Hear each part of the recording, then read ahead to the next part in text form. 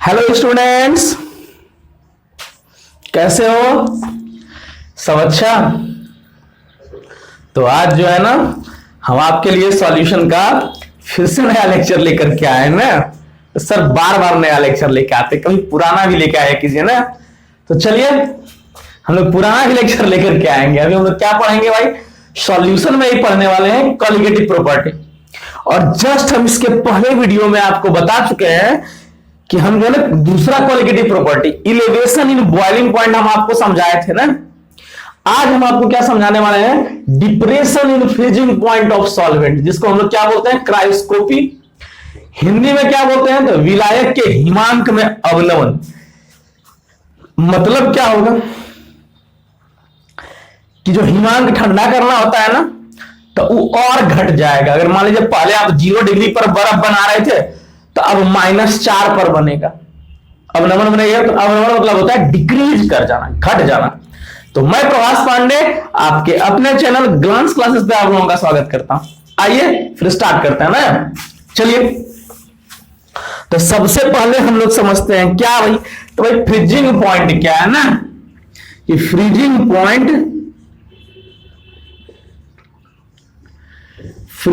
Point temperature क्या है? Temperature short form में ऐसे लिखता है ना, टेम्परेचर। इसको हम लोग क्या बोलते हैं? हिमांक। हिमांक ताप। मतलब देखिए, हम क्या बोले कि भाई आपको जो है ना, आपको क्या करना है?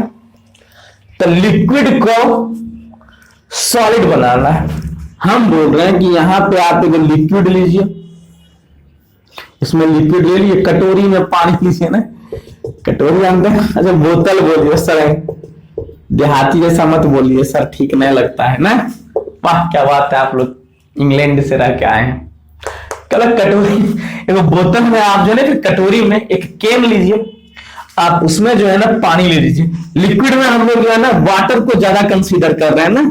क्या है बेचारा, बहुत अच्छा है, परिचित है इससे ना। रोज रोज हमेशा अभी पीते हैं, अभी पियेंगे रुके थोड़ा देर में। तो यहां पे आप इसको लीजिए पानी। अच्छा देखिए एक बात, तो लिक्विड हम लोग किसको बोलते हैं? तो लिक्विड बोलते हैं कि एक ऐसा मीटर है जिसका इंटरमोलेकुलर फोर्स ऑफ अट्रैक्शन, मतलब दो मोलेकुल्स के बीच में जो बल है ना, थोड़ा सा वीक है। किसके रिस्पेक्ट में?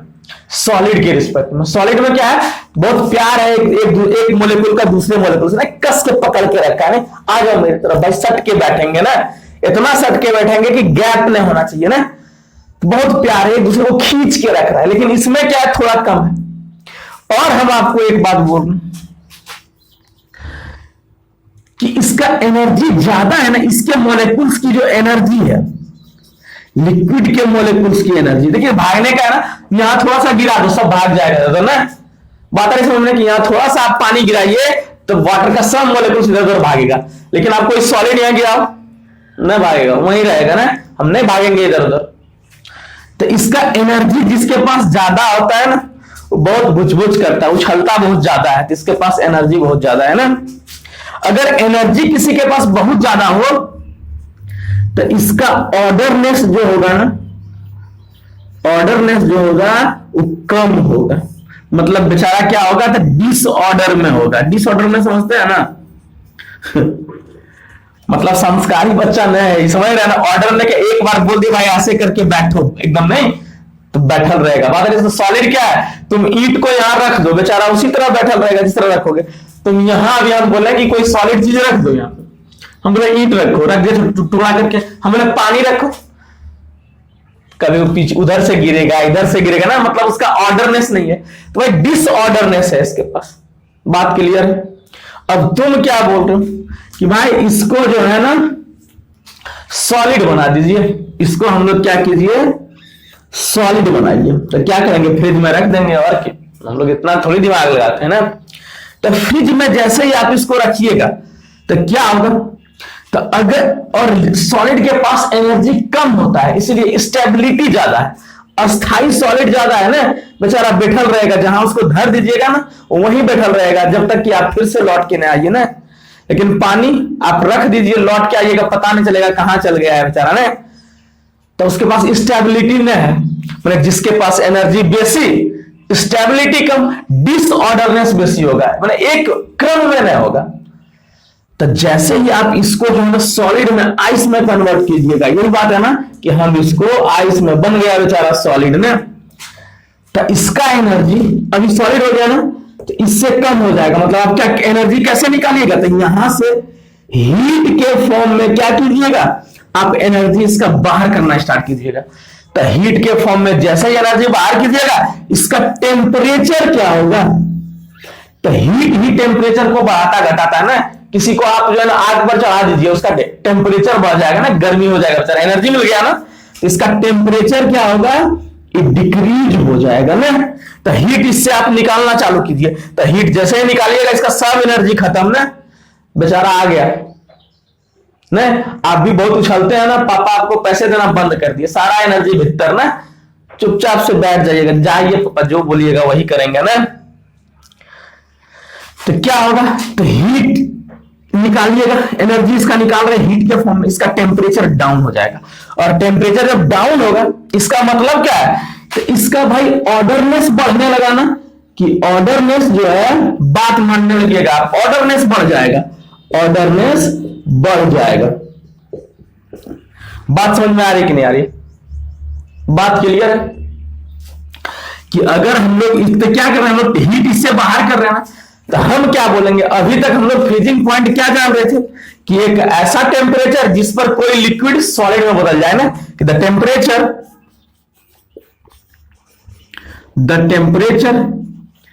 एट विच लिक्विड कन्वर्टेड इनटू सॉलिड ना, कि एक ऐसा ताप जिस पर कोई द्रव ठोस में बदल जाए, तो उस ताप को हम लोग हिमांक ताप बोलते हैं। बात क्लियर है कि नहीं क्लियर, क्या शुद्ध हिंदी बोले ना कि ऐसा ताप जिस पर कोई द्रव ठोस में बदल जाए, तो उस ताप को हम लोग जो है हिमांक ताप बोलते हैं। तो बदल रहा है कि नहीं बदल रहा है, चलिए बहुत अच्छी बात है। अच्छा, तो हम लोग तो पढ़ रहे हैं सॉल्यूशन ना, और उसमें विलेन का रोल कौन प्ले करेगा, तो नॉन वोलाटाइल सॉल्यूट। अब हम लोग क्या करें कि नॉन वोलाटाइल सॉल्यूट मिला दें इसमें, यही आ रहा है विलेन बनने के लिए ना। कितना मस्त इस सबके बीच में प्यार था, आएगा बोलेगा उसको छोड़ो मेरे साथ आओ ना भाई। देखिए तो इसमें नॉन वोलाटाइल सॉल्यूट मिला है, अवाष्पशील विलेय हम लोग इसमें मिला दिए। तो अब क्या होगा कि देखिए, तो अवाष्पशील विलेय इसके बीच में आके बैठ गया ना, बैठा कि नहीं बैठा बोलिए तो। अब इसके दो मोलेक्युल्स के बीच में ये आके बैठा होगा, तो अब इसका अगर आप हीट कम कीजिएगा तो ई क्या बोलेगा, भाई रुक जाओ, एक दूसरे से मत सको, हम बीच में है ना।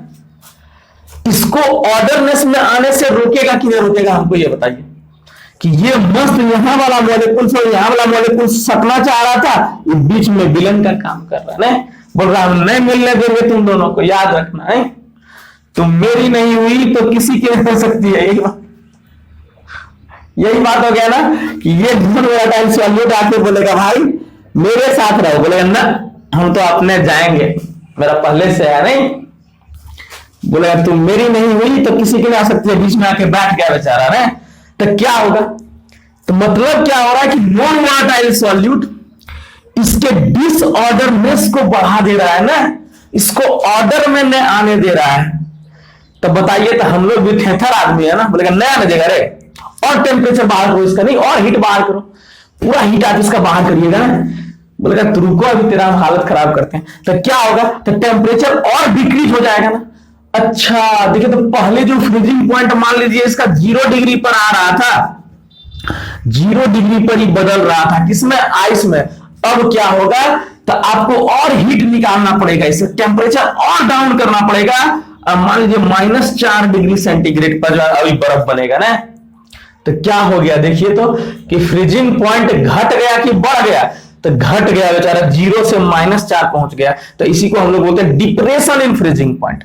बात समझ में आ रही है कि नहीं आ रही है?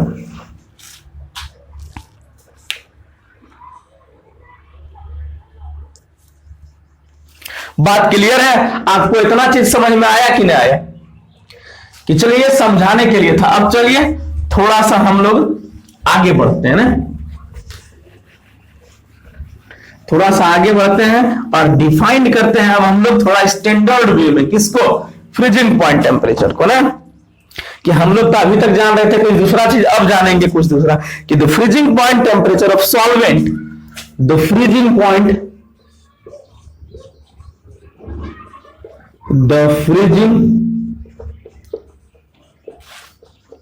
point temperature, the freezing point temperature of any liquid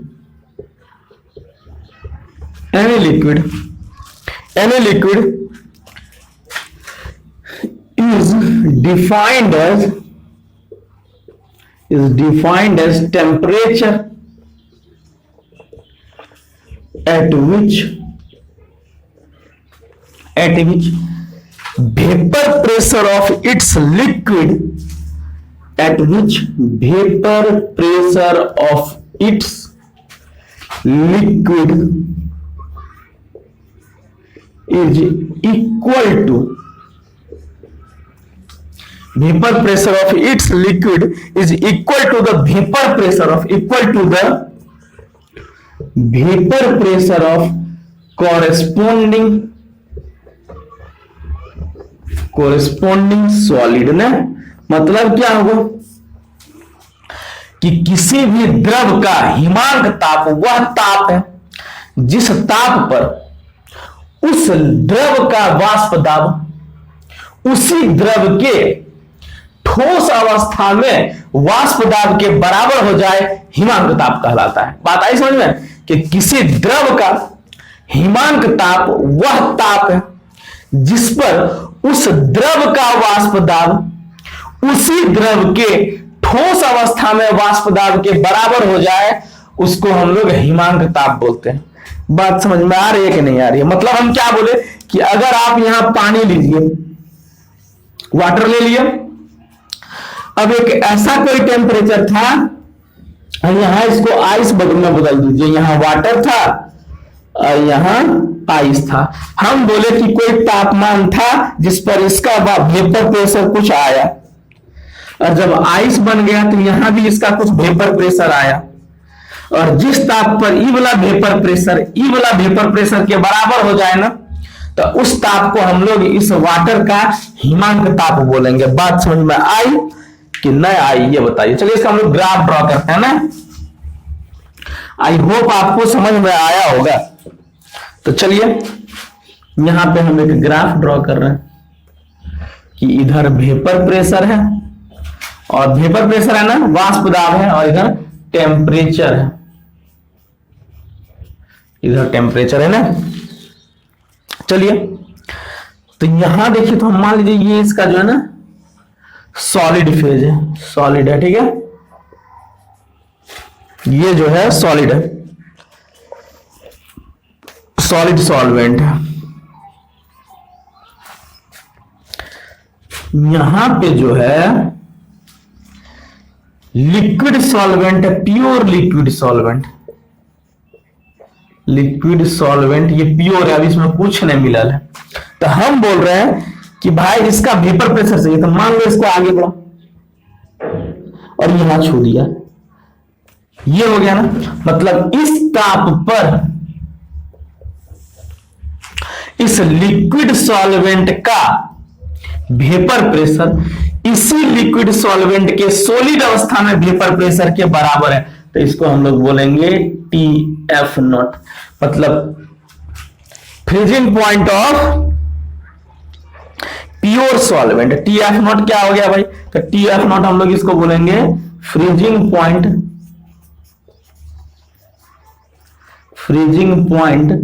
of pure solvent, कि प्योर सॉल्वेंट का फ्रीजिंग पॉइंट को हम लोग TF नॉट बोल रहे हैं। बात क्लियर है। अब तो हम लोग जो है ना इसमें क्या करेंगे भाई, देखिए तो फिर आएगा विलेन ना, नॉन वोलाटाइल सॉल्यूट आएगा। अब नॉन वोलाटाइल सॉल्यूट आएगा और दूसरे मोलेकुल्स, एक मोलेकुल्स का दूसरे मोलेकुल्स के बीच में जो प्यार था उसको ब्रेक करेगा ना। तो फिर से हम यहां बोल रहे हैं कि भाई ये प्योर सॉल्वेंट, सॉलिड स्टेट में है ना, ये सॉलिड सॉल्वेंट, सॉलिड सॉल्वेंट है, ये जो है वो सॉलिड सॉल्वेंट है ना। चलिए बहुत अच्छी बात है भाई, सॉलिड सॉल्वेंट है क्या, हमको दिक्कत नहीं। यहां जो है ये लिक्विड सॉल्वेंट है प्योर अवस्था में, ये लिक्विड सॉल्वेंट, तो पूरा ढक ले रहे नहीं, कैसे करते हैं सर, लिक्विड सॉल्वेंट प्योर अवस्था में है, प्योर फेज में है। तो देखिए तो यही बात हो जाएगी ना, नहीं होगा यही बात, यही होगा ना।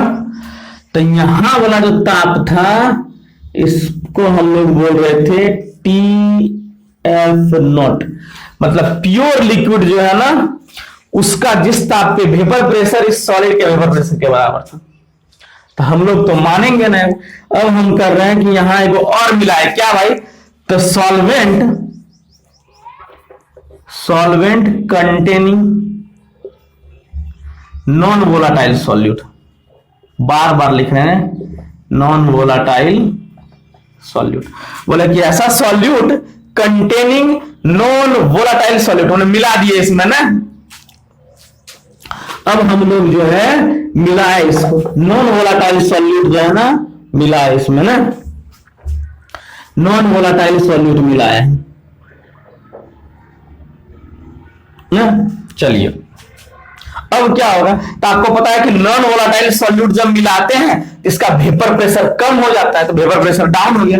तो इसको भी आगे बढ़ाइए, आप बढ़ा दिए ऐसे करके ना, इसको हम लोग आगे बढ़ा दिए ना। देखिए तो देखिए यहां पर जो हमको टेम्परेचर मिला इसको हम लोग बोल रहे हैं TF, ठीक है। TF क्या है भाई, तो TF हम लोग लिख रहे हैं, TF क्या है, तो फ्रीजिंग पॉइंट ऑफ सॉल्यूशन ना, फ्रीजिंग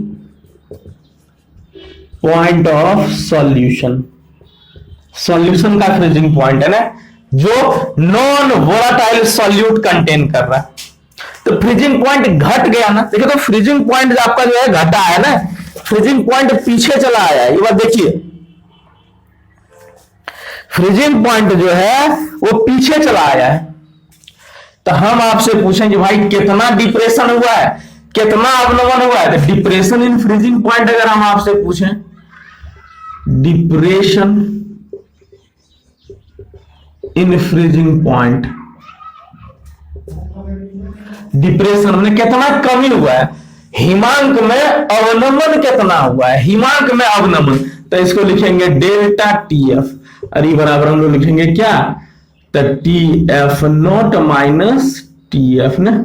इतने कमी हुआ है ना कि बेचारा पहले ये था अब और कम हो गया। नहीं, बात समझ में आ रही है कि नहीं आ रही है, ये बताइए हमको।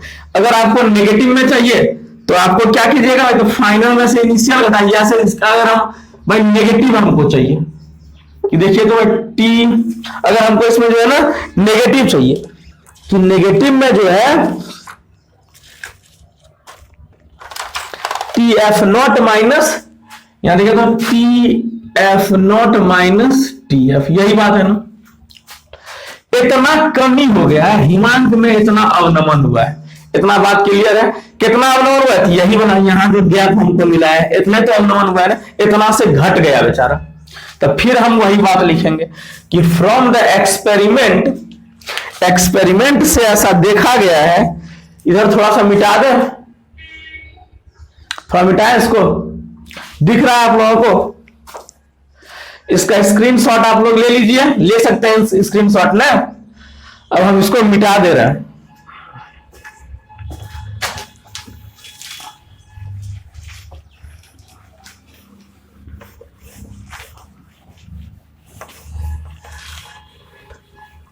तो कितना डिप्रेशन हुआ थोड़ा देखें, मिटा देते हैं इसको, नहीं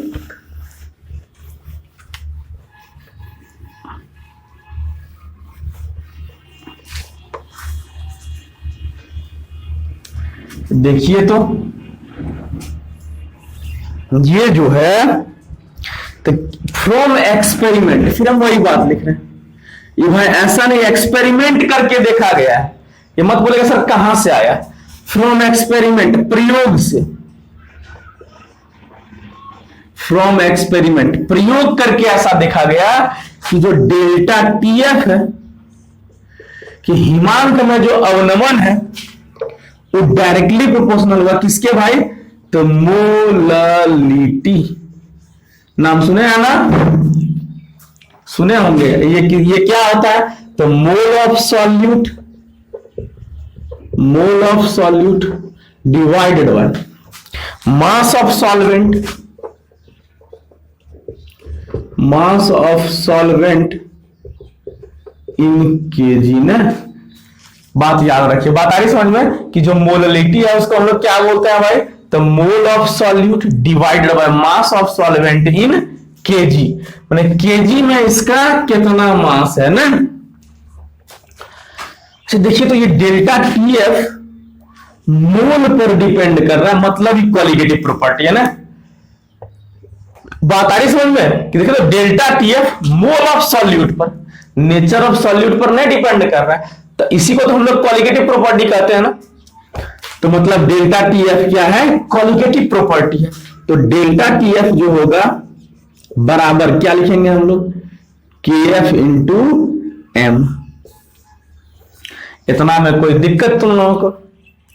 अब चलो एम थोड़ा हम लोगों को पता है कि एम हम लोग कैसे लिखते हैं, तो डेल्टा टीएफ बराबर के एफ इंटू एम का मान क्या होता है, देखिए तो एम क्या है, तो मोल ऑफ सॉल्यूट, तो मोल कैसे निकालते हैं, तो weight of solute divided by molecular mass of solute divided by, ये हमारा ये मोल निकल गया, मास ऑफ सॉल्वेंट तो WB बटा केजी में बदलते हैं नहीं। तो यहां से हमको डेल्टा टीएफ बराबर क्या मिल जाएगा, तो KF into W divided by M into 1000 बटा WB। ये बात आई समझ में कि नहीं आई, हमको ये बताइए कि ये weight of solute divided by molecular mass of solute बटा वेट ऑफ सॉल्यूट गुना 1000। इसके पहले भी हम लोग वही किए थे ना कि जो द्रव्यमान बटा आणविक द्रव्यमान किसका, तो सॉल्यूट का। ये बात क्लियर है कि नहीं क्लियर है। चलिए हम लोग केएफ के बारे में थोड़ा जानते हैं। केएफ क्या है, केएफ क्या, केएफ तो फिर हम बोलेंगे भाई समानुपातिक स्थिरांक है ना सर, इससे काम नहीं चलेगा, बार बार बोल रहे हैं समानुपातिक स्थिरांक है, तो हम लोग इसको बोलते हैं मोलल इसको हम लोग क्या बोलेंगे, तो molal depression constant, molal depression constant मतलब क्या बोलेंगे, तो मोलल अवनमन स्थिरांक, हिंदी बोल रहे हैं, मोलल अवनमन स्थिरांक, नहीं तो इसको हम लोग और क्या बोलेंगे, तो क्रायोस्कोपिक कांस्टेंट, क्रायोस्कोपिक कांस्टेंट, इसको हम लोग क्या बोलते हैं, क्रायोस्कोपिक कांस्टेंट ना, क्रायोस्कोपिक कांस्टेंट, हिंदी में क्रायोस्कोपिक स्थिरांक या समानुपातिक स्थिरांक हम लोग बोलते हैं, प्रोपोर्शनलिटी कांस्टेंट। और इसका वैल्यू क्या होगा भाई, तो नेचर ऑफ सॉल्वेंट पे डिपेंड करेगा, नेचर ऑफ सॉल्वेंट पर निर्भर करेगा, डिपेंड करेगा नेचर ऑफ सॉल्वेंट पे ना।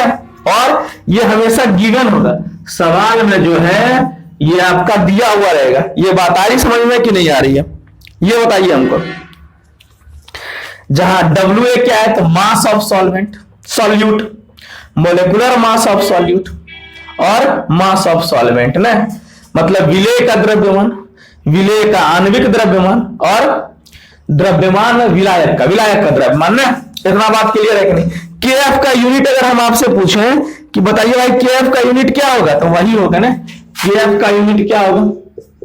तो बोलेगा सर केल्विन केजी पर मोल, वही हो जाएगा ना, केल्विन केजी पर मोल। ये एसआई यूनिट है, ये एसआई यूनिट है, केल्विन केजी पर मोल। देखिए केएफ का वैल्यू हम क्या बोले कि गिवन रहेगा, दिया हुआ रहेगा। अगर केएफ का वैल्यू नहीं दिया हुआ है तो फ्रॉम थर्मोडायनेमिक्स हम लोग ऊष्मा गतिकी से, फिजिक्स की एक शाखा है ना, फ्रॉम थर्मोडायनेमिक्स, थर्मोडायनेमिक्स, ये केएफ का मान क्या होगा? केएफ का मान होगा 0.002 ना इंटू टी एफ नॉट का स्क्वायर डिवाइडेड बाय एल ना। इतना बात समझ में आ रही है कि नहीं आ रही? कि 0.002 टी एफ नॉट का स्क्वायर डिवाइडेड, जहां एल क्या, तो ये आपको टी एफ नॉट हम बता चुके हैं ना कि ये प्योर सॉल्वेंट का फ्रीजिंग पॉइंट है ना, कि शुद्ध विलायक का हिमांक ताप। एल क्या है? तो एल को हम लोग बोलते हैं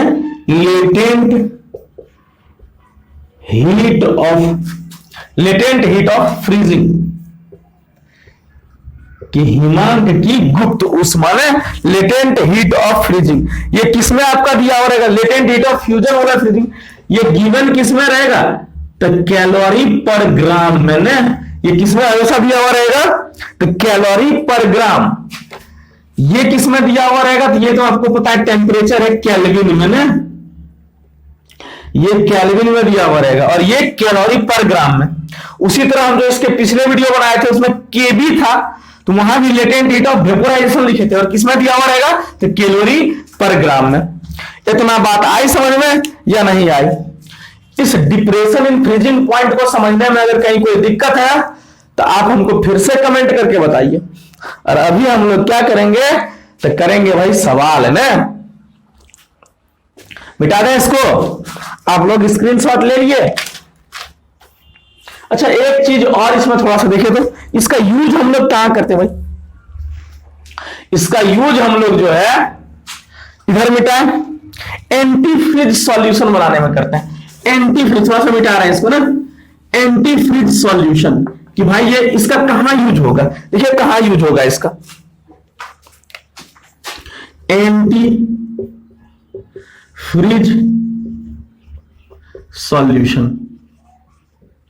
मतलब क्या होता है कि एक ऐसा सॉल्यूशन जो जमे ना भाई, जल्दी जम जाने से दिक्कत हो जाएगी ना। देखिए होता क्या है कि हम लोग जो है, अच्छा बर्फ देखे हैं, ये पानी का जब आप बर्फ बनाते हैं, आइस बनाते हैं, तो ये आइस जल्दी गल ना जाए, उसका हिमांक ताप अगर मान ले हम आपको बोले कि आप अभी यहां वाटर लिए, इसको आप आइस में कन्वर्ट किए, तो जैसे ही आइस में कन्वर्ट, इसका टेम्परेचर कितना होगा? 0 डिग्री सेंटीग्रेड ना। अब जैसे ही इसको आप बाहर निकालिएगा बेचारा तुरंत गलना स्टार्ट हो जाएगा ना। हम बोल रहे हैं कि आप इसमें नॉन वोलेटाइल सॉल्यूट मिलाइए और वाटर में NaCl मिला दीजिए, NaCl। ये नॉन वोलेटाइल सॉल्यूट है ना, नॉन वोलेटाइल सॉल्यूट है। अब इसके अब जो सॉल्यूशन आपको मिलेगा, इसका फ्रीजिंग पॉइंट कितना हो जाएगा? तो -4 डिग्री सेंटीग्रेड। बताइए ई वाला बर्फ 0 डिग्री पर था, और यहां जो हमको आइस मिला ये -4 डिग्री पर था। बताइए जल्दी कौन गलेगा? बोलेगा सर जल्दी ही गलेगा ना। बात आ रही समझ में कि नहीं आ रही?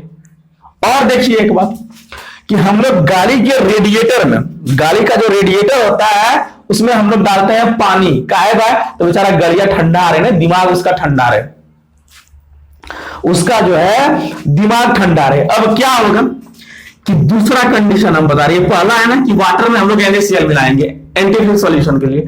दूसरा हम क्या बोल रहे हैं कि जहां ठंडा प्रदेश है ना, कि जहां का ताप जो है ना 0 डिग्री से कम होता है, समझ रहे हैं? 0 डिग्री से कम हो जाता है।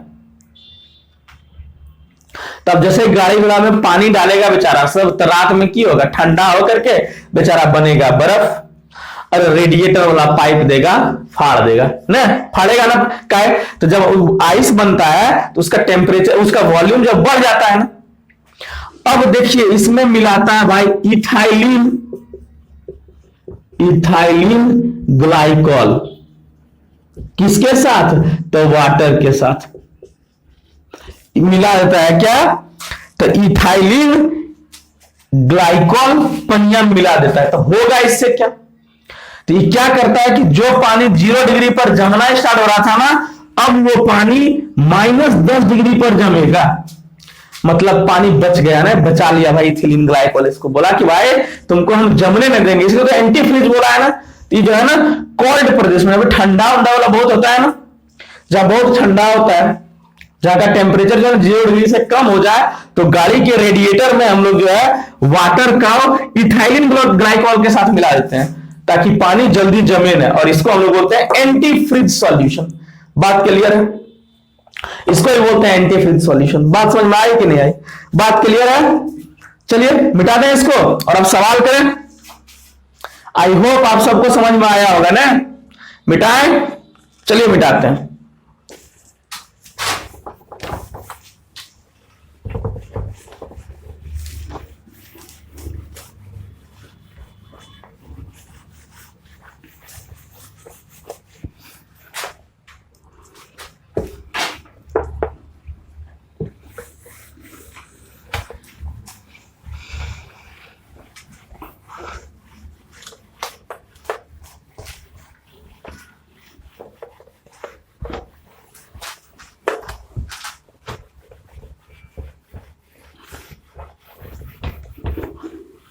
बात क्लियर हो रहा है आप लोगों का? अच्छा, जो बता रहे हैं समझ में आ रहा है कि नहीं आ रही? खाली कथा सुन रहे हैं आप लोग? ये बताइए। अगर नहीं समझ में आए ना तो आप जो है ना हमको कमेंट करके बोल सकते हैं कि सर यहां नहीं समझ में आया सर। समझ रहे हैं? अगर कुछ भी प्रॉब्लम है तो आप जो है ना हमको बताइए ना। जब तक आप हमको अपना प्रॉब्लम नहीं बताइएगा तो हम अंतर्यामी नहीं है। अंतर्यामी कौन है? भगवान है ना, कि जो आपके दिल की बात जानते हैं ना। तो हम आपके दिल की बात कैसे जानेंगे भाई? ना, आप हमको दिल में रखते भी नहीं है। बात आ रही समझ में ना? तो आप लोग जो है ना, वीडियो अगर आपको नहीं अच्छा लग रहा हो तो आप कमेंट करके बताइए ना, और अच्छा लग रहा है तो कमेंट करके बताइए, ताकि हमको भी जो है अच्छा लगेगा ना कि हम आपके कुछ काम तो आ रहे हैं। नहीं, हम आपके काम आ रहे हैं कि नहीं आ रहे हैं, आप हमको कमेंट करके बताइए। ठीक है, बहुत अच्छी बात है। चलिए सवाल एक लिखते हैं। एन एक्वस सॉल्यूशन, NAQUOUS ना, AQUE, अच्छा ई कहां भूल गए? EOUS,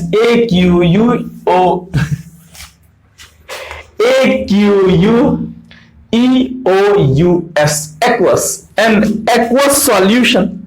एक्वस सॉल्यूशन आप लोग जानते होंगे, शायद बता चुके हैं हम ना। Aqueous solution freezes, an aqueous solution freezes at -0.186 degree centigrade में, 0.186 डिग्री सेंटीग्रेड। KF का मान दिया हुआ, और ये हम क्या बोले, हमेशा दिया हुआ रहेगा, याद रखना है। वाटर के लिए होता है 1.86 केल्विन kg पर मोल। बात क्लियर है? आपको इलेवेशन इन बॉइलिंग पॉइंट निकालना है कि फाइंड, अच्छा वाह क्या उल्टा सवाल दे दिया ना, फाइंड डेल्टा TB। वाह क्या बात है, KF दिया हुआ था, आपको डेल्टा TB निकालना है। समझ रहे हैं ना?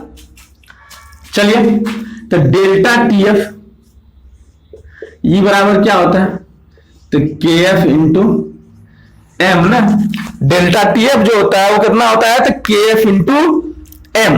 बात समझ में आ रही है? डेल्टा TF का मान कितना दिया हुआ है? तो 0.186 बाई डिप्रेशन है ना, फ्रीजिंग पॉइंट डिप्रेशन है, तो हम बोल रहे हैं डिप्रेशन ही फ्रीजिंग पॉइंट है। डिप्रेशन ही तो ये नेगेटिव हटा देंगे ना। और ये कितना दिया हुआ है? तो 1.86 इंटू M। यहां से M निकालना है, कितना आएगा?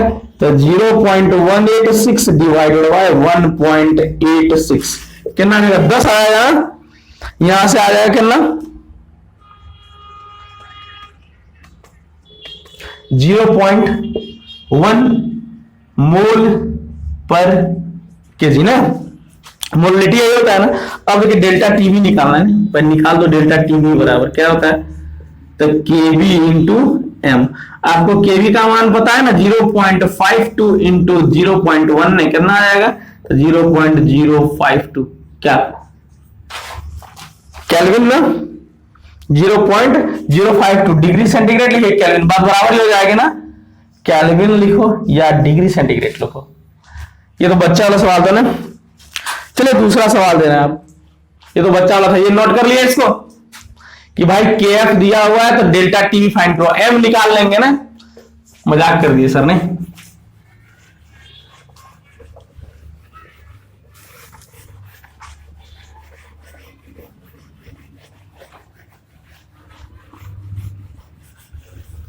मजाक हो गया सर, चलिए कोई बात नहीं।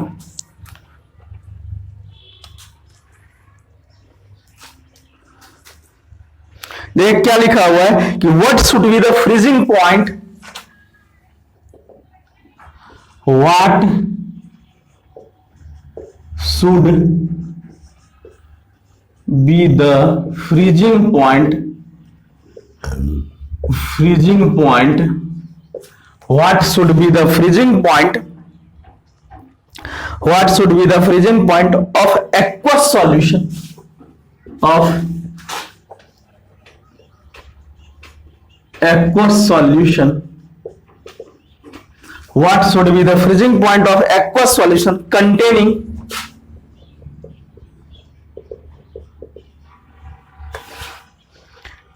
17 gram of, containing 17 gram of C2H5OH, containing 17 gram of C2H5OH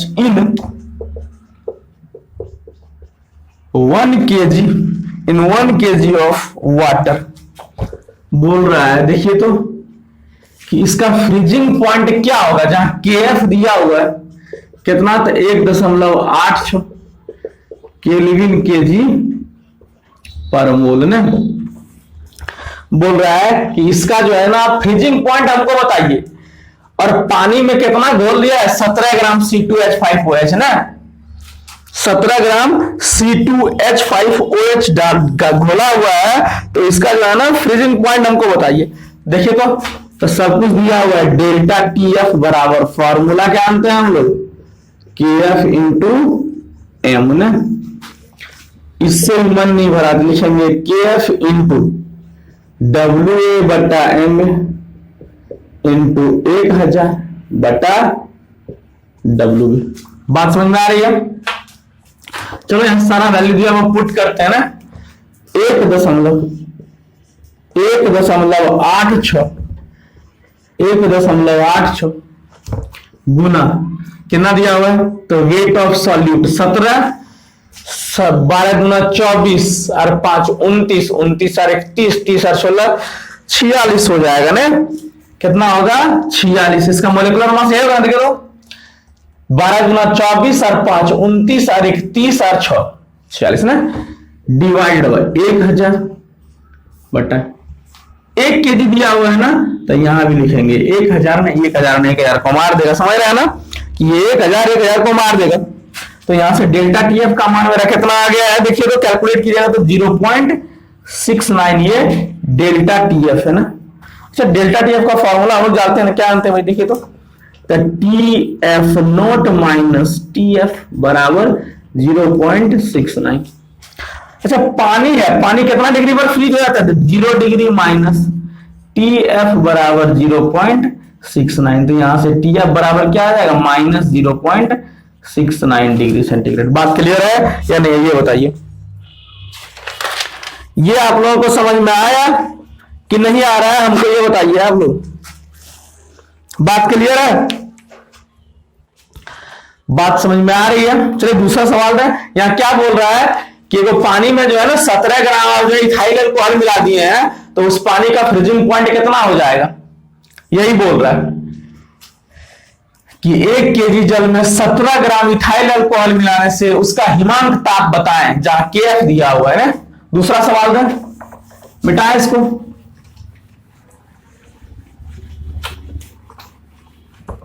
देखिए ये सारा हम थ्योरी पढ़ा के एक वीडियो जो है ना बनाएंगे, आईआईटी वाला सवाल, नीट वाला सवालों से करवाएंगे आपको ने, और फाड़ के रख देंगे, समझ रहे हैं ना, कबाड़ देंगे आईआईटी वाले सवाल को, नहीं ऐसे करके बनाएंगे। देखिए तो आपको ट्रिक से ही बताएंगे, मजा आ जाएगा एकदम।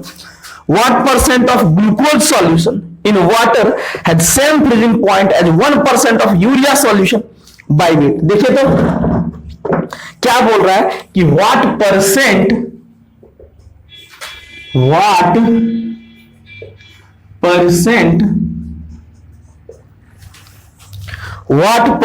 of glucose solution in water, what percent of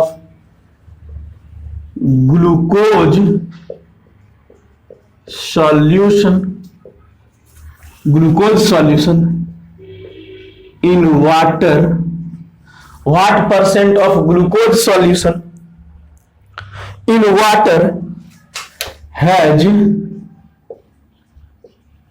same freezing point as 1% urea solution by weight. अच्छा आया अभी ये वाला ना, अगर आप लोगों को नहीं याद है तो बड़ी मार मारेंगे, समझ लीजिए। सर क्या बोल रहे हैं, जहां पे जो है ना, यहां आप जो है ना थोड़ा सा अगर अप्रोक्सीमेशन भी कीजिएगा तो कोई दिक्कत नहीं होगा, समझ रहे ना। जब फ्रीजिंग पॉइंट ऑफ ग्लूकोज दिया हुआ है कि टीएफ जो है ना ग्लूकोज का दिया हुआ है, टीएफ ग्लूकोज का दिया हुआ है कितना, 146 degree centigrade, minus 146 degree centigrade, समझ रहे ना। टीएफ जो ग्लूकोज का होगा इसका कहीं कोई यूज नहीं होगा, लेकिन एक बात याद रखिए, कल सब फालतू चीज लिखेंगे ना।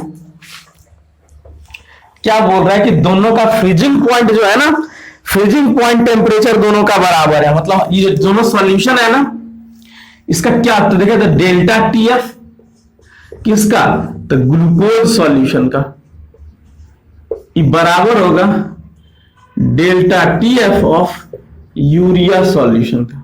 यही बात है ना कि ग्लूकोज सॉल्यूशन का जो डेल्टा टीएफ है ये बराबर है भाई किसके, तो यूरिया सॉल्यूशन का ना। तो हम लोग लिखे ऐसे KF into m of glucose, ये बराबर होगा KF into m of urea. ये KF ने KF को मारा ना, KF तो बेचारा कांस्टेंट है ना, और ये सॉल्वेंट पर डिपेंड करता है। बात आई तो वाटर तो दोनों के लिए सॉल्वेंट वाटर है ना, तो मतलब एम ऑफ ग्लूकोज बराबर होगा किसके, तो मोललिटी ऑफ यूरिया के। तो मोललिटी हम लोग समझते हैं ना, क्या समझते हैं, तो WG वेट ऑफ ग्लूकोज गुना 1000 बटा mass of glucose into weight of water ना, ये वाटर का हो जाएगा ना, वेट ऑफ वाटर। उसी तरह सेम टू सेम लिखिएगा, तो weight of urea divided by molecular mass of urea into 1000 बटा वेट ऑफ वाटर ना, ये वाला दोनों कट जाएगा, समझ रहे ना कि वेट ऑफ वाटर कटेगा, समझ रहे ना। तो इसका हमको पता नहीं था x बटा 180। अच्छा ग्लूकोज ये सब का जानते हैं ना आप लोग, बहुत बार हम बता चुके हैं, ग्लूकोज का मोलेकुलर मास 180 बराबर यूरिया कितना है 1% बाय वेट ना, कि 1% बाय वेट का मतलब हो गया 1/60, 1/60 समझ रहे हैं ना।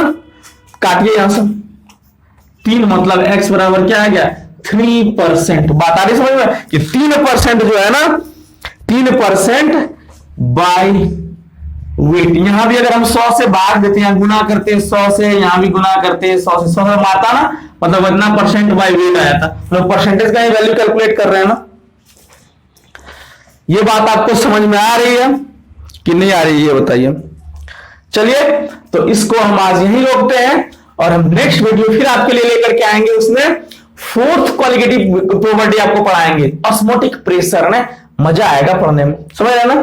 तब तक आप लोग पढ़ते रहिए, नोट्स बनाइए अपना खुद से, और मेरे तरफ से ऑल द बेस्ट।